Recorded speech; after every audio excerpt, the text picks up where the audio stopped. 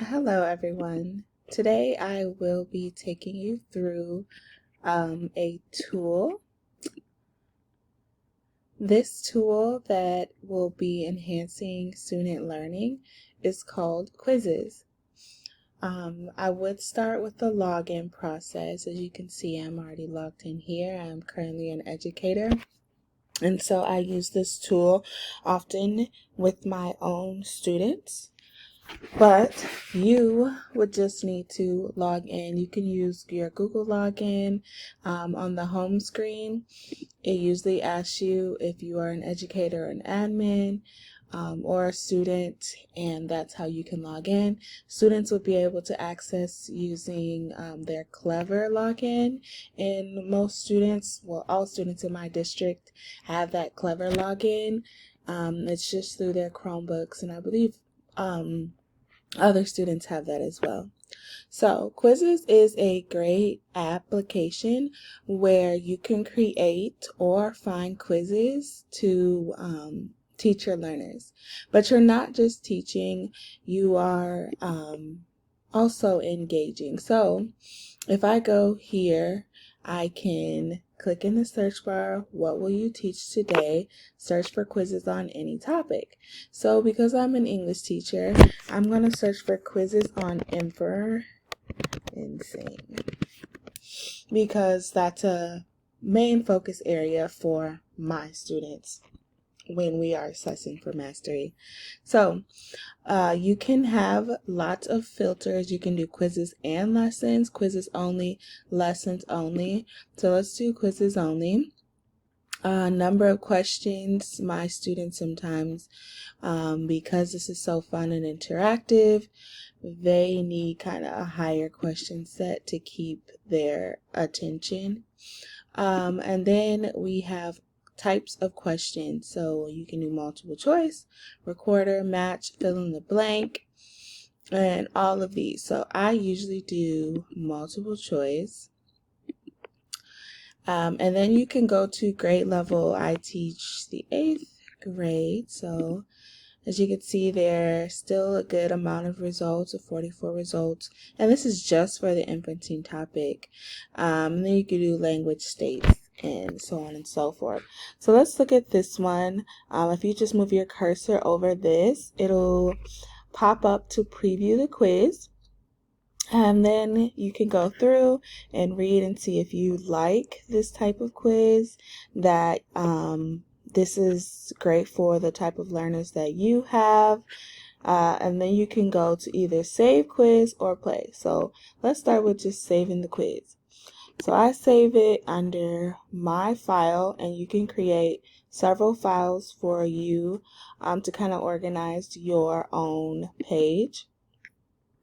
And if I go over back to my cursor and go to my library, I can go to my save quizzes. So here you have previously used, like by me. There's my collection to read.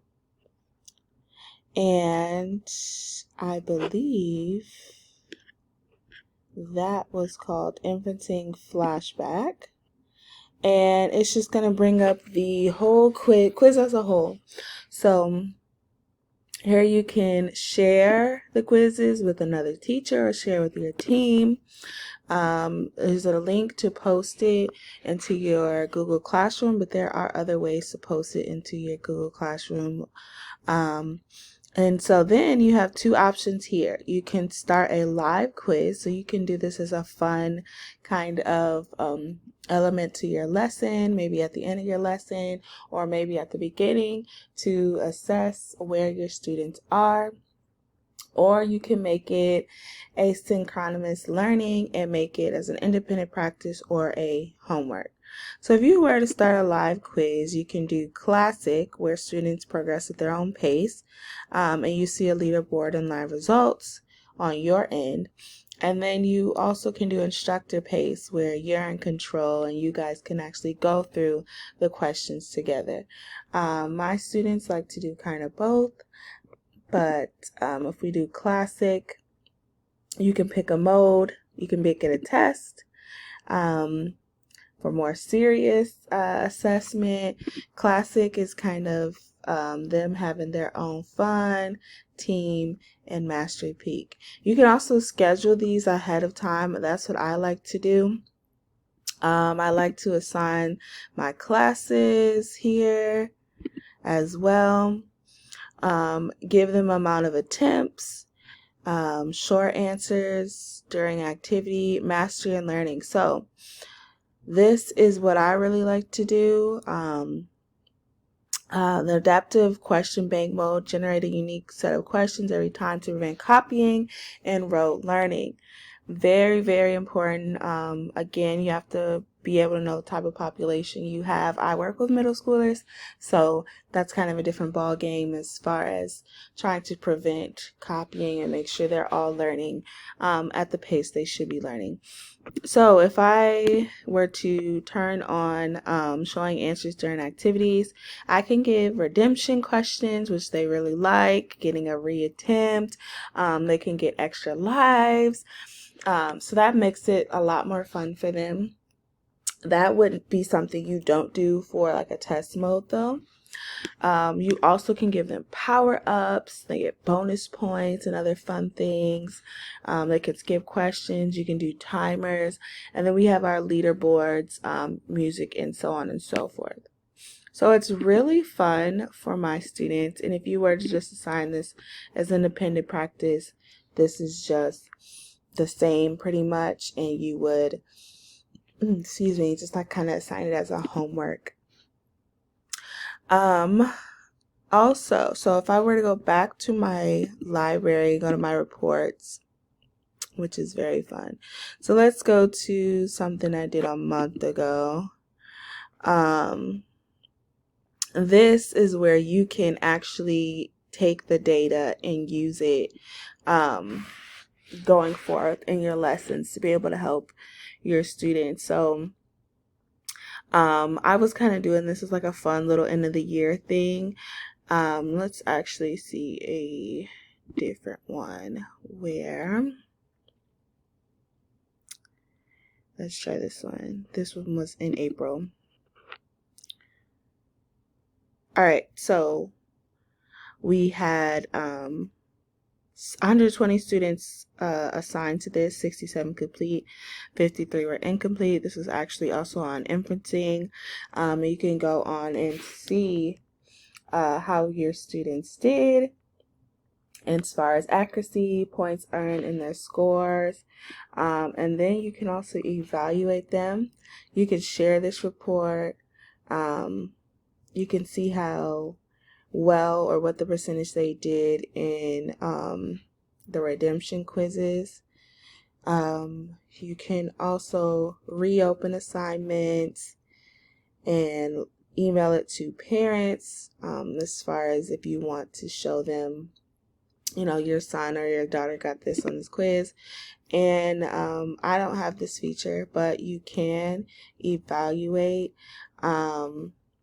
and that would be kind of an upgrade for a better experience than a basic plan, which I hope to do sometime next year. But yes, so I love quizzes. I wish I can show you from the student view. I just might. You can also create a lesson or a quiz here. But if I go back to my library and I go to the ones that I just did, inferencing quizzes, start a live quiz, let's do instructor pace.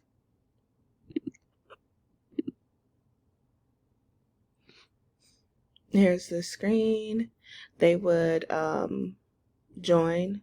They would go to this website and plug in the code, or you can share it on these different types of sites. I usually just use Google Classroom. And then you press start. That's if I had any participants. I don't. But it would just go through like that. And you would also be able to see leaderboards and so on and so forth on your end as well. You can divide your classes up here. see their accuracy and everything and full reports. Again, there's different types of plans based on your district. My district gives us the basic plan, so that is what we use, but your district may let you upgrade, and it will just be even a better experience. But yes, Quizzes is a great resource, and I hope that you all can incorporate this in your learning endeavors somehow. Thank you.